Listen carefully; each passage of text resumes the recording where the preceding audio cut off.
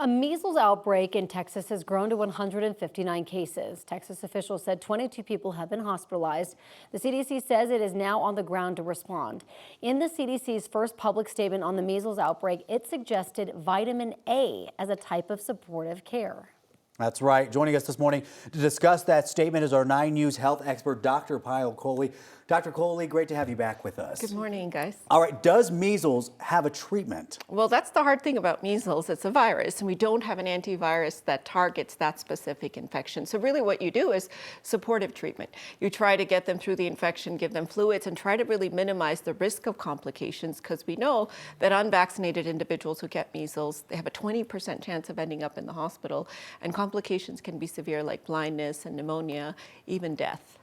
All right, so this whole conversation, when you reached out about this topic, I was like, I'm hearing so much about vitamin A when it comes to measles and infected patients. Does it work?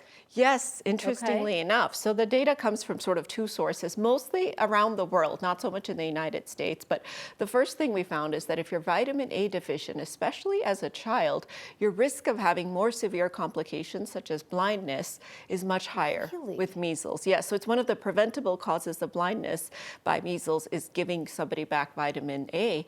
And the studies where they supplemented vitamin A, people seem to recover faster, kids especially, and have less risk of complications. What's the best way to get vitamin A? So for us, we're not vitamin A deficient, so we usually get it in our foods. But many of these studies were done across the world where there's a high risk of vitamin A deficiency due to being malnourished. So certainly if you're vitamin A deficient for any reason, whether it's malnourishment or if you have some kind of a GI problem, you're elderly, you could benefit from vitamin A supplementation during measles. I want to ask for clarification about the food part of it, because we talk about this with you a lot. Yes, you would expect that we get vitamin A in our food. Do you have to eat specific healthy foods though, or? So most of our food in the US here is fortified with vitamin A. Okay. And you want to be sure not to get too much vitamin A, because vitamin A can cause both acute and chronic toxicity. It's a fat-soluble vitamin.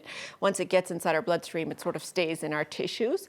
But plant-based foods like spinach and meats and a lot of the things that we eat in our everyday diet have vitamin A. So the likelihood of us being vitamin A deficient here in the States is extremely low unless we have some sort of a chronic GI problem. Okay. Is there a way to test? Like, I'm thinking about my kids. Right. Like, are they getting enough vitamin A? How do we know? Certainly you can check vitamin A levels, but I would say if your child is following a well-balanced diet, it's probably not worth testing. Now people ask if vitamin A can prevent measles and whether they should start supplementing with vitamin A, especially if they're one of these states that has measles.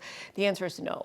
It's really only, the vaccine that's going to prevent you from getting measles. But making sure if you live in a part of the world that is vitamin A deficient, or if you have a child that gets measles, most children that get a severe case of measles should get vitamin A supplementation.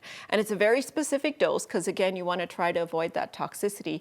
And vitamin A works in our body to boost our immune cells, fighting cells. It helps to sort of reduce inflammation, and it helps tissues to heal. And we think that's the mechanism by which, in a really severe measles infection, it's one of the few treatments that we have that could potentially have some benefit. There's a lot of worry, understandably, about kids catching the measles right now.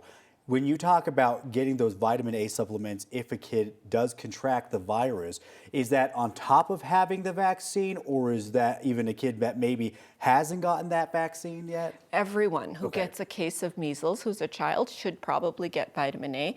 If it's severe measles and you're an adult, you should get vitamin A as well. But don't go take it yourself, because it's very specific dosing and the doctor has to give it to you. And it's at a specific time interval, again, to prevent toxicity, because you can get acute toxicity from it. But if you test positive for measles, whether you've had the vaccine or not, talk to your doctor about whether vitamin A supplementation makes sense. That's really interesting. Dr. Kohli, thanks so much for coming in. Appreciate it.